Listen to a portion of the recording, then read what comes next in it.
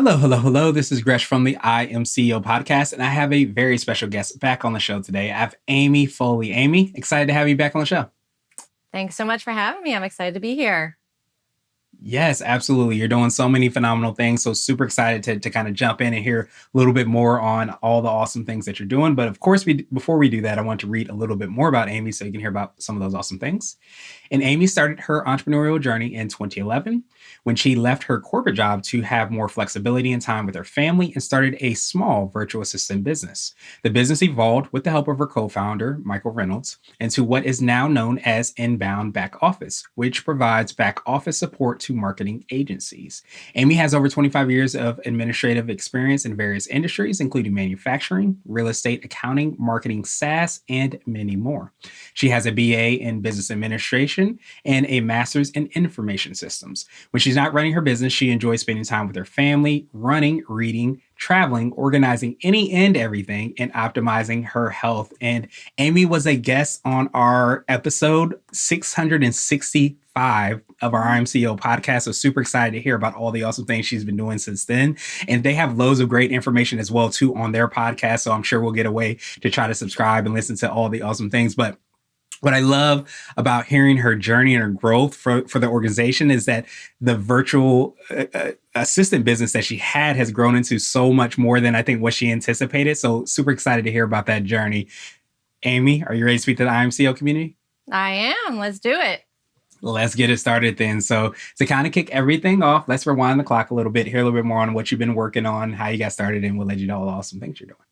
Yeah. So as far as how it all started, in 2011, I did end up leaving my corporate job after my son broke his femur, and they wouldn't let me work from home. Of course, that was before work from home was really a thing. So they eventually did let me. And then I wanted to do it more because I realized it was so amazing.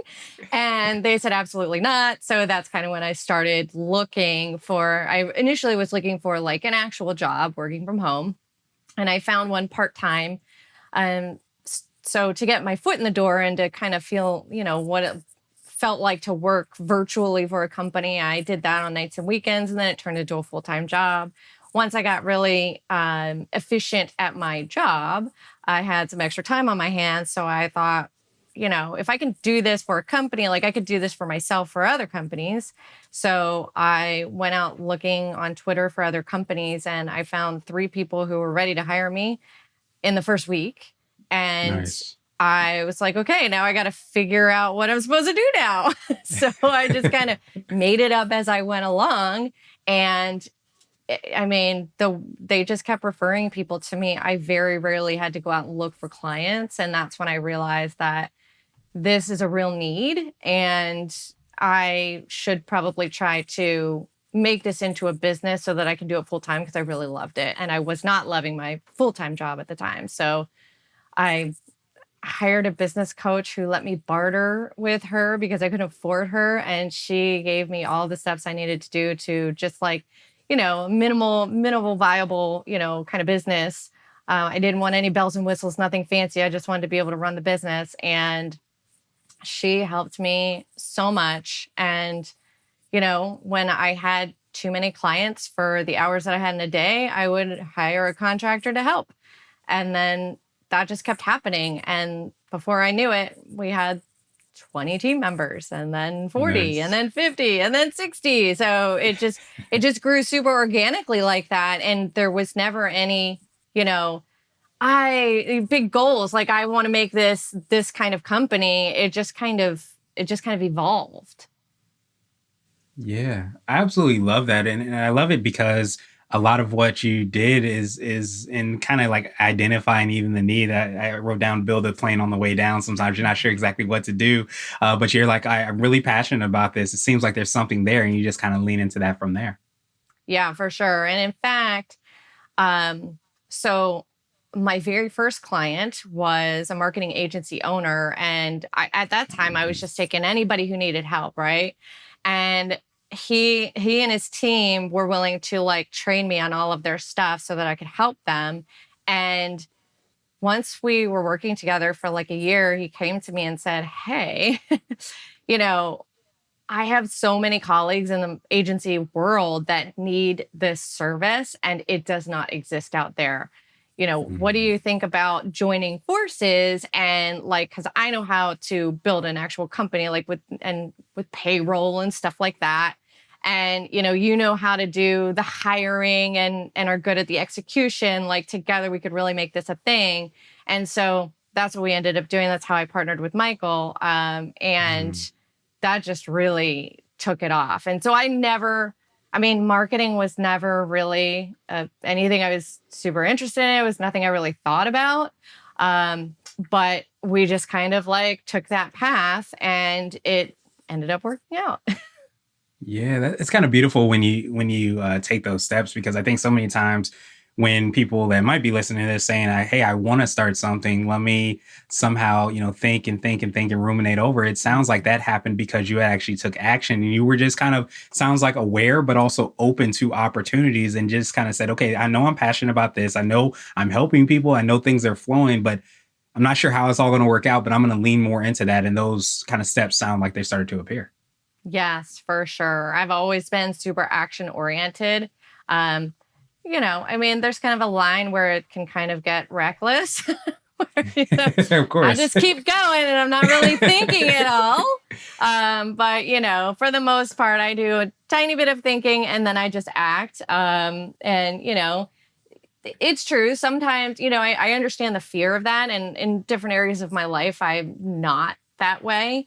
So I understand the fear, but for some reason in business, like it just seemed like, well, even if I screw up this small action, what's the worst that can happen? Like I'll just pivot and do it another way. Like the stakes didn't seem that high, especially because I was just, I was super intentional about like where I was spending my money and I was kind of using money on the side of my family's money. So, like, I mean, I did everything in Mm. cash and was very frugal and made sure that, like, I had, a great number of business before I actually, like, paid for a person to help me. Like, I took myself to the limit and I put in a lot of hours and killed myself before I was like, okay, I can hire one person. And so, like, yeah. So, taking action, but taking smart action, I guess Mm. is probably what I would say. Yeah, I love that. Smart, and I was thinking calculated as well too. Hmm. And I think it's so powerful when you're able to kind of lean into that. And then you again. I think that I love that you mentioned that part, because I think a lot of times we don't hear the behind the scenes of like how those things happen, and like over how long of a period of time was it for you to, I guess, build the business into to what it is now? You think it really took off? It really started taking off in 2018, so maybe 7 years from me to when, I mean, because we were just, so the way that when I partnered with Michael, that was 2 years, 2 years of working on my own.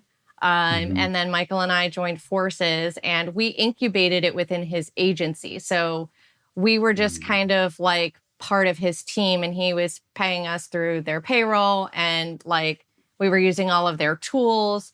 And then in 2018, we were like, all right, we're going to go out on our own and separate it and be like a real life business. So a good 7 years to get it to where we felt stable enough to put it out. And I mean, the first couple months were really scary because, you know, we I mean, we had years of seeing that the revenues kept increasing. And so we were pretty Right. confident it was going to work out. But it was like, this was my only source of income at the time. And I was Right. a new single mom and I just bought my first house by myself. Like I had just paid off all of my Mhm. debt. Like, so debt wasn't an option. So it was like super scary. And I mean, I did a bunch of side hustles like driving for Instacart and stuff like that just to kind of give myself a little peace of mind like, okay, I'm going to be okay. This is going to be okay. And literally, it took like 3 months for me to be like, okay, this is going to work out. Yeah. I love that, and I appreciate it, because we so many times I would say we forget about the human part of business, and like all those kind of worries and fears and those things that could kind of creep up.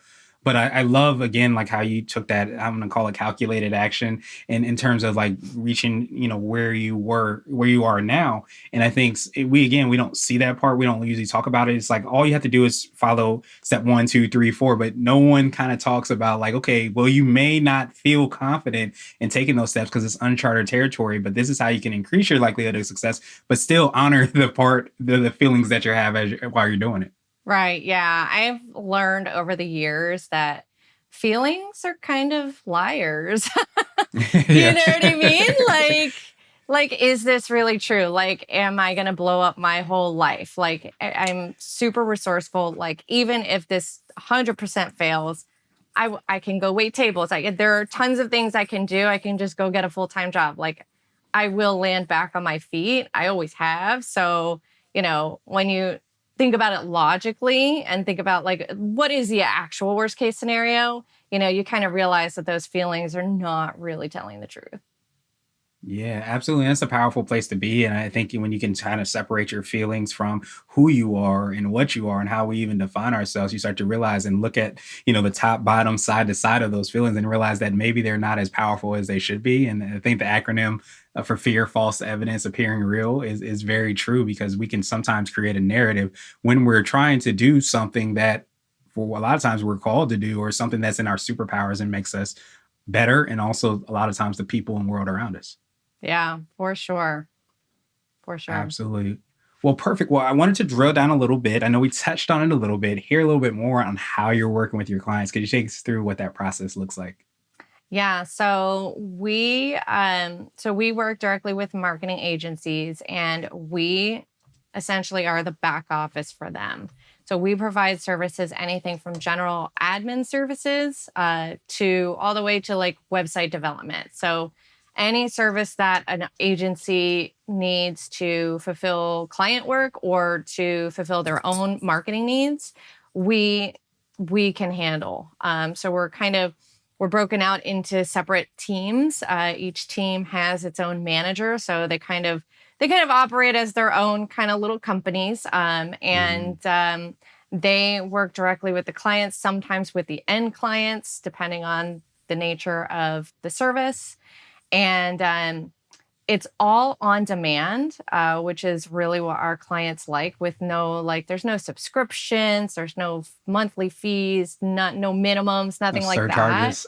Yeah, it's super like if you use 5 minutes of our time, that's what we're gonna bill you. Like that's literally what Mhm. it is, and I think it's super refreshing for clients to. I mean, in this day and age of all of the subscriptions, and it's just like, well, what if I don't use it enough and all of that? So we just kind of took all of that stress out of their lives. And another thing that kind of sets us apart is when I was starting, I would get a lot of people who would say, well, I can get cheaper help, overseas or in another country or something like that. And, to which I've always said and stood by, yes, you can. And I've hired admins from overseas and they're great to a point. They're Mhm. it's almost like if you want, higher level things, kind of like cultural things and communication type things, like you're just not going to get that um, in a company overseas. Mhm. And I've experienced that, so I can speak to the experience that they are probably having. So, we always have people who will go try doing it that Mhm. way, saving some money, and then eventually they come back because they realize for this type of work, I mean, depending on the service and depending on what tasks they are. I'm not saying every Mhm. single task is done better by a US company. Certainly not. Mhm. But overall, for what our agencies are looking for help with, like they need US people who are used to working, for US companies and for, US end clients. Like they just understand how it all works just a little bit better. Yeah, that makes a lot of sense. And I think too, just like having the transparency, Mhm. however you're going to build that company, especially if they want to have that as part of what they do and that value add, is so important to understand that, to know that that's happening and have that communication and understanding. And I love kind of like the ability, because I feel like you kind of spoke to it when you said that you all were starting, and sometimes you have that fear and uncertainty. I imagine that there's a lot of those marketing companies. I'm sure you're having conversations with that might have that same type of, uncertainty around how the things are going to be executed. If they get all these leads and opportunities and close all these deals, how are we actually going to make that happen? And to be able to kind of have you as that back office, that support, probably is a very huge sense of relief. Yeah, for sure. And we have clients, we have some larger clients who use us just to kind of fill in certain areas where they might be lacking, or maybe to cover a maternity leave, or, we just lost a team member and it's going to take us months to find a new one. And then we have other clients who are more like individual consultants who they want to scale, but they don't want to deal with any of that hiring. It's a pain in the neck. And so they will use our company to scale. And so they'll use us a little bit at first. And then as they bring on more clients, they're using us more and more and more every month. Yeah, and that scale word is huge because I think if you probably have a better idea of like what you're doing, how much it costs expense wise, but then also too this is how much you can have for clients and have all those things built out. It probably allows you to scale a lot better and probably a lot more predictably and strategically as well too. Yeah, definitely, definitely. And that's kind of, we've kind of morphed our messaging a little bit to, say that, we'll help you scale. Because I think that, Mhm. I know for myself, I find it a little more fulfilling to work for companies like that who, we're really helping them realize this goal, instead of like a larger agency who's using us to, fill a hole temporarily. Like, yes, it's great to be able to do that, but I love being able to help smaller agencies, achieve these ultimate goals of growing to where they want to be. Yeah, that makes so much sense. I almost wonder, do you feel like, and we talked about your journey and how you've been able to grow and build and do all those things. Do you start to see that? Because like it helps so much. Because I always say like I love people telling their journey and their story because when you're going through that journey, it can feel very isolating and lonely and all the things. When you hear somebody else's story, you start to realize that, hey, maybe I'm not doing it wrong. Hey, maybe this is just like how the journey goes, but also too that there is light at the end of the tunnel. Do you feel like you get those same feelings? Yeah, definitely. And, you know, all the people that have helped me on the journey, I often think of them. Many of them are still on my team. I mean, my Mhm. very first people who were helping me are, team leads now on my team and have been here since the beginning. And even, Nice. my first, overseas admin, like I loved her. She was amazing. Like it took so much stress off of me. And just to think about like how amazing they were in helping me, be able to achieve this goal. And I'm like, I want to do that for somebody. So yeah, like, and yeah, like you said, it's I do often think about, thinking back on like how it was built, and it was kind of clunky. There was not any real strategy. It was, and at the time I'm like, this is probably the wrong way to do it, but it's kind of working for me. So we're just going to keep going. But now I'm realizing that, there's no right or wrong way to do this, to be honest. Like, I mean, there's so many gurus out there who try to tell you like this is the best way to do things, and you got to get up at 4 a.m. and do your cold plunge, do your journaling, and do like all the things.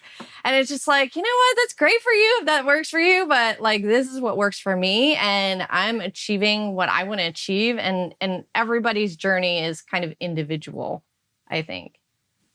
Yeah, absolutely. And it's so funny you say that because I always say if you run your own race, you can't lose. And I believe that we got to lean into what our Mhm. races are. So many times we're looking at, okay, this person is doing the cold plunge, the 4 a.m. So I got to do that to reach their level of success, but not realizing there's so many different factors involved in the idea of success and what success is and where we end up being, that we have to kind of stay true to ourselves, know who we are, know our superpowers, our secret sauces, and lean into that to kind of get to where we need to be. Yes, for sure. And there were lots of times along the journey where I'd be, doing something like, when we decided to niche in marketing. And like, there's that voice in the back of my head, like, is that really what you want to do? Like, you're really narrowing the market. And, but it felt right. And I was just like, well, we'll try. I mean, we can always expand our market later if we want to. And, so it was just kind of like, it's always there, that those voices are always going to be there, especially with social media. Oh my God, it's everywhere. There's Yes. always people and everything's contradictory. It's just like, just Yeah. try to figure out what the best things to eat are. Oh my gosh. And like what Yes. not ever to eat. Like you just can't even get a straight answer anymore. And it's just like, it makes you so confused. You just have to kind of block it all out and just say, this is what I'm going to try. And if it doesn't work, I'll try something else. Yeah, I think putting those filters on is so powerful, and those questions that you asked is extremely powerful because, yeah, you said earlier, like when we're kind of encountering something we're not sure if it's going to work out, like what's the worst that can happen, and really asking those questions, I think helps to like remind us that I believe the real people that do achieve that success, it is clunky. It is not perfect. It's very imperfect. And I think when you start to realize that and you start to realize it's not so much getting it right on day one, it's being able to kind of pivot when you need to pivot and have that resilience to be able to continue on to the journey. That's what really is like kind of the key to those successes. Yeah, definitely agree with you there. Perfect, perfect, perfect. So I wanted to switch gears a little bit, and I want to ask you for what I call a CEO hack. So this could be like an Apple book or even a habit that you have, but what's something that you lean on that makes you more effective and efficient? To be honest, I it's something that I know helps me so much and I don't do it enough. I'm not sure the psychology behind it. So time boxing, because Mhm, essentially scheduling out all of your tasks on your calendar. mhm. Because, I have a to-do list that is 10 miles long. And, especially in the way that we work today, like it's never like, oh, we'll get to it tomorrow. It's just like this never ending list. And we just feel like we have to just keep plugging away at it to get everything done. It's never all going to get done. Like things are just going to keep being added to the end. And so I found myself in getting overwhelmed just looking at the list and going, man, I have so much to do. So when I actually force myself, and I do it to force myself, and I don't know why, like, I know it makes my life so much better, but yet I resist it, to schedule out all of the tasks so I can see realistically, this is what I'm getting done today around all the other things like appointments and, eating, I mean, Yeah. like, picking up kids and things like that. This is realistically what I'm getting done today. And I just have to make peace with that. And that's how it is. Um, and it just brings such a sense of calm, and also just to see like, okay, this is what I'm working on right now, instead of looking at the list and trying to figure out like, what do I work on next, and I spend like 15 minutes like trying to figure out the best thing to work on next. Like it just makes it so much more calm and efficient. Yeah, and I think I'm glad you touched on the part where the to-do list honestly never ends. The idea of inbox zero or even to-do list zero, a lot of times is maybe because we're just not putting everything on there. There's always something to do. Right. There's always a fire to put out. But I think it is so much power in being able to kind of say that, okay, I'm taking this master list or maybe being able to prioritize and say, these are the things that I'm going to get done this week or this day or whatever it is, and start to literally say, I'm going to work on this from 1 to 2 o'clock or, 9 to 4, whatever time you decide. I think there's power in like being able to kind of know that you won't get to the end of the list, but know that you're getting something done. It's kind of like that fine line, I guess you could say. Exactly, exactly. And it helps me I've always been such a reactive type of person in my work. And because I've always been an administrative assistant. And so that's kind of the Yeah, it's the nature. nature of that type of Yeah. job. And so it's just been ingrained in me to just, when somebody needs something, I go do it right now. And that's how my day is filled. And then when nobody's asking for something, I don't know what to do. And so it takes me from being reactive to being intentional, which is something I'm really trying to lean into, especially like this year. It's kind of like a theme that I've created for the year. Like, I want to be more intentional with all the things. And so time is, a really big thing, Yeah. And so being intentional with your time, because there's lots of other things outside of work that I need and want to do. I mean, I like to exercise. I've got a family. I've got a puppy. Like, we've got all the things. And so, like, you just can't go 24 hours. So being more intentional is really a good benefit of time boxing. Yeah, it ends up being such a huge thing, and like you touched on, we often have more than one hat, more than one role that we're responsible for, whether it be within our organizations or personally or professionally or hobbies or clubs, whatever you might be involved in. Usually, you have another responsibility. So to kind of be able to look at the lay of the land, I guess you can say, and say, okay, I'm going to work on this then at this specific time. It gives a little bit more peace as well too, and that intentionality like you mentioned and said so well, so that you can still be all the things and still kind of execute them as best as you can. Yeah, for sure. For sure. Perfect, perfect, perfect. So, what would you consider to be what I like to call a CEO nugget? A little bit more word of wisdom or piece of advice. I like to say it might be something you would tell your favorite client, or if you hopped into a time machine, you might tell your younger business self. I always tell people to hire people better than you. Um, I find that there's a lot of egos in business, and a lot of people just love being a manager or a boss so they can tell people what to do. But what I learned very early on, and probably learned it from being an employee, and realizing what not to do, is that I hire people who have skills that I don't have and who are way better than me at what they're doing. They're experts.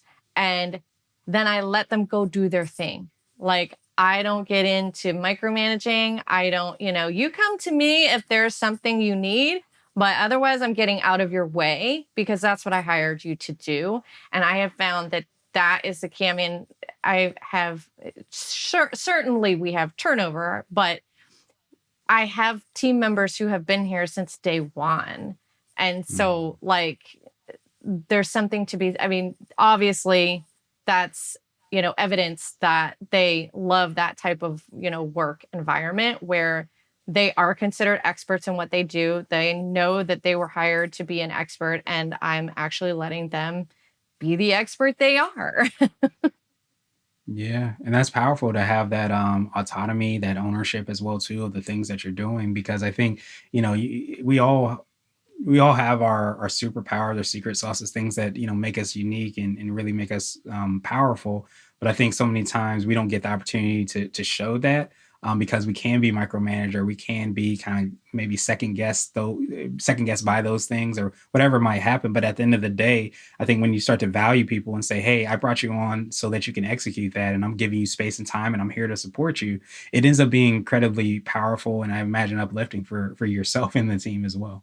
Yeah, definitely. And I find time and time again that even though I might have in my mind, like, this is how this job is going to be done, or this is how this particular project is going to play out, when I let the team do their thing, it plays out so much better than it would have if I had done it, and even than what I'm imagining in my head. So it's just, you just kind of got to get out of your own way, and take your ego and throw it aside and just be like, okay, this is what I hired him to do. I'm going to let him do it. Yeah, absolutely. And that ego part is big because it could be your greatest superpower in the sense that you sometimes we have the ego to believe that we can create something better and that you need that ego to believe that you can do something audacious like that. But at the same time, you can also it could be your biggest downfall as well too because you think that you can do everything and be everything and you know everything and it doesn't allow that opportunity to be able to grow to bring on more excellent people in certain areas and all those things that you need from like a lesser ego. Yeah, I find that some potential clients that I talk to, they don't want to outsource even because they just are like, nobody's going to do it as good as me. It's just not going to Mm. happen. And so, like, they're really shooting themselves in the foot because it's like, well, you've only got so many hours in a day to do it yourself. So, if you're not going to give up some of that control and let, these people who know what they're doing, try to take some of that off your plate, you're going to be spinning your wheels, and you're going to be exactly where you are in 10 years. You're going to be where you are today.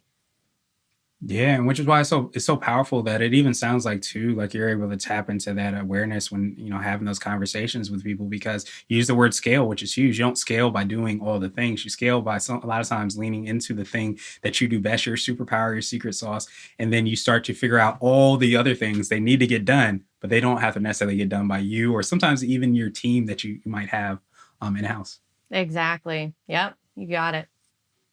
Perfect, perfect, perfect. So now I want to ask you my absolute favorite question, which is the definition of what it means to be a CEO. And our goal is to have different quote unquote CEOs on the show. So, Amy, what does being a CEO mean to you? Being a CEO to me means two things: being able to help people with something that they need help with. I love being able to help, and that's been my mindset since the beginning. I've never been I need to make so much money. It's was always about helping and how many clients can we help, and also giving an amazing work environment for our people, because that is something that I was looking for when this all kind of started. And it was always my intention to make a way better work environment than I ever had. So those are the two things that really define CEO for me. Yeah, I love that, and it almost seems like it's a part of, or at least an extension of the culture that you've been able to create as well too, by having that environment where people can kind of flourish. And I think I love that it goes back to what you were looking to do kind of in the beginning. You were trying to help. You were on Twitter, trying to figure out ways to kind of help people. And in the same way, you're providing that opportunity for clients, and then also saying, okay, I didn't have this great work environment. I didn't want necessarily want to be in this position much longer. So let me create that environment so that I can, pay that forward to myself and the organization and the people within it. Yes, for sure. And it's been a little challenging now that a lot of companies have gone to virtual work environments. So as far as like competing for, you know, employees who are looking for that, because they can kind of find that everywhere at this point. But um, it just kind of made us up our game and really, hone in on, you know, a lot of these other companies that were in office and now are virtual. They still have that in office mentality. And so we still stand out because this is where we started. And, my intention when I was hiring was to make it a super flexible workplace. Where people had autonomy. And so I think that a lot of the people that we tend to hire maybe have tried other companies and realized that not all virtual companies are the same. Yeah, I'm glad you spoke to that because it sounds like it definitely is part of the DNA. And since you started literally, from that, workplace and the work from home, the WFH, you Right. were a trailblazer in that.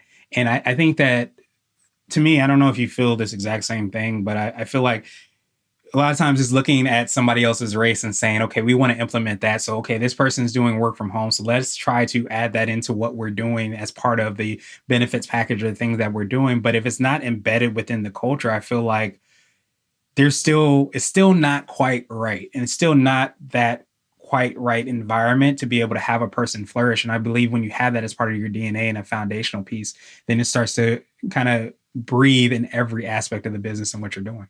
Yes, definitely. Definitely. Perfect, perfect, perfect. Well, Amy, truly appreciate that definition. And of course, I appreciate your time even more. So, what I want to do now is pass you the mic, so to speak, just to see if there's anything additional that you can let our readers and listeners know. And of course, how best people can get a hold of you and find about all the awesome things you and your team are working on. Yeah, for sure. We have a podcast that I started years ago. I handed it over to one of our teammates to host for a while, and I have actually taken it back over. So excited to say that my first episode should come out shortly. So check out our podcast, and you can find that on our website, which is inboundbackoffice.com. And we're always looking for marketing agency owners to be guests. So feel free to sign up if you're interested. And I am very active on LinkedIn. That's the one social platform that you should find me on. You can just find me at Amy Foley. Awesome, awesome, awesome. Well, thank you so much again, Amy, to make that even easier. Of course, we're going to have the links and information in your show notes as well, too. And I truly appreciate you, obviously, for taking some time out today. But I love everything you're building, and I love the reason behind. I always say we want to know, of course, what you do because that's important, but we want to know why you do it. And hearing your story and your journey, you hear the why, you hear why that impacts so many other organizations and marketing companies as well, too. So appreciate you again, appreciate your time, and I hope you have a phenomenal rest of the day. Thank you. Thanks for having me.